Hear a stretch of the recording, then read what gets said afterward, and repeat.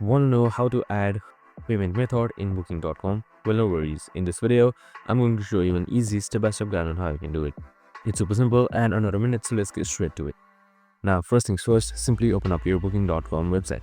So you can just simply head towards your favorite web browser and type in booking.com. So once you're there, on the top right side, you should be seeing your account. So make sure you're logged in as well. So once you have to your account, just simply head towards my account right here.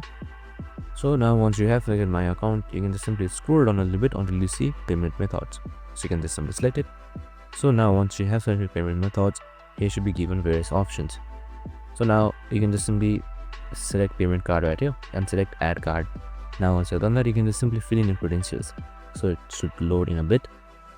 And as you can see, you can just simply enter your name, your card number and expiration date as well, and then select save, and your information should be saved.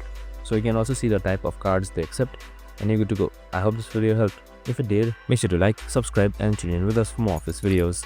See you in the next one.